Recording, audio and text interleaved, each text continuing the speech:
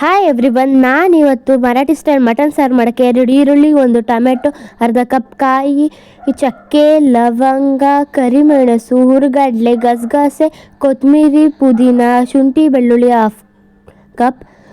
Next ಒಂದು ಬಾಣಲಿಗೆ ಸ್ವಲ್ಪ ಎಣ್ಣೆನ ಹಾಕ್ಕೋತಾ ಇದ್ದೀನಿ. ಆ ಎಣ್ಣೆ ಚೆನ್ನಾಗಿ ಕಾದಾದಮೇಲೆ ನಾನು ಶುಂಠಿ ಬೆಳ್ಳುಳ್ಳಿನ ಆ್ಯಡ್ ಮಾಡ್ಕೋತಾ ಇದ್ದೀನಿ. ಶುಂಠಿ ಬೆಳ್ಳುಳ್ಳಿ ಚೆನ್ನಾಗಿ ಫ್ರೈ ಆಗಬೇಕು. ಚೆನ್ನಾಗಿ ಫ್ರೈ ಆಗಿದೆ. ಇವಾಗ ನಾನು ಅದಕ್ಕೆ ಆನಿಯನ್ನ ಸೇರಿಸ್ಕೋತಾ ಇದ್ದೀನಿ. ಆನಿಯನ್ ಎಲ್ಲ ಚೆನ್ನಾಗಿ ಫ್ರೈ ಆದರೆ ಹಂಗೆ ಎಷ್ಟು ಫ್ರೈ ಆಗುತ್ತೋ ಅಷ್ಟು ಟೇಸ್ಟಾಗಿರುತ್ತೆ ಮಟನ್ ಸಾಂಬಾರಂತೂ. ಇದು ಮರಾಠಿ ಸ್ಟೈಲ್ ಮಟನ್ ಸಾಂಬಾರು ಆಗಿರುತ್ತೆ.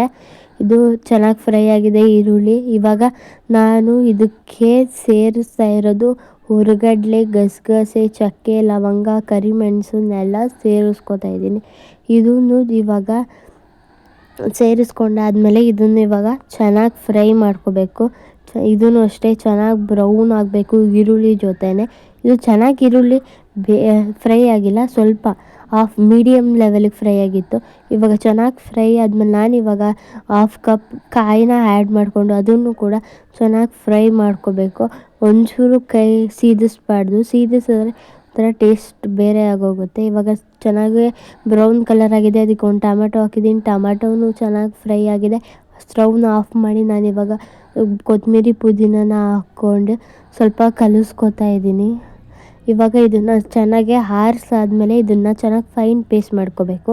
ನಾನಿವಾಗ ಇದರಲ್ಲಿ ಈ ಕುಕ್ಕರಲ್ಲಿರೋ ಮಟನ್ನು ಎಳೆದಾಗಿದೆ, ಅದಕ್ಕೆ ನಾನು ಇದಕ್ಕೆ 2 ವಿಷಲ್ ಮಾತ್ರ. ಇದಕ್ಕೆ ನಾನು ಅರಿಶಿನ ಮತ್ತು ಉಪ್ಪಾಕಿ ಬೇಯಿಸ್ಕೊಂಡಿದ್ದೆ. ಇದಕ್ಕೆ ಇವಾಗ ರುಬ್ಬಿದಂಥ ಮಸಾಲನ ಸೇರಿಸ್ಕೊಂಡಿದ್ದೀನಿ. ಇವಾಗ ರುಬ್ಬಿದಂಥ ಮಸಾಲ ಹಾಕಿದ್ಮೇಲೆ ಒಂದು ಸತಿ ಚೆನ್ನಾಗಿ ತಿರುಗಿಸ್ಕೊಳ್ಳಿ. ತಿರುಗಿಸ್ಕೊಂಡಾದ್ಮೇಲೆ ಇದಕ್ಕೆ ಒಂದು ಸ್ಪೂನ್ ಧನಿಯಾ ಪೌಡರ್, ನಿಮಗೆ ಖಾರಕ್ಕೆ ಎಷ್ಟು ಬೇಕೋ ಅಷ್ಟು ಚಿಲ್ಲಿ ಪೌಡರ್ನ ಹಾಕ್ಕೊಂಡು ನಾನಿಲ್ಲಿ 2 ಚಮಚ ನೀರನ್ನ ಹಾಕ್ಕೊಂಡು ಚೆನ್ನಾಗಿ ಕುದಿಸ್ಕೊಂಡಿದ್ದೀನಿ. ಸಾಂಬಾರು ಚೆನ್ನಾಗಿ ಕುದಿದೆ.